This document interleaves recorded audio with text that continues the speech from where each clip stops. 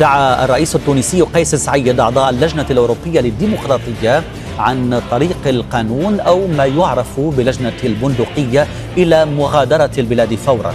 أضاف سعيد خلال لقائه وزير خارجيته أن تونس ليست في حاجة إلى مساعدة من أحد، قائلا إنه إذا كان أعضاء هذه اللجنة يسعون للتدخل الذي وصفه بالسافر في شؤون بلاده فعليهم أن يلزموا بيوتهم وبلدانهم.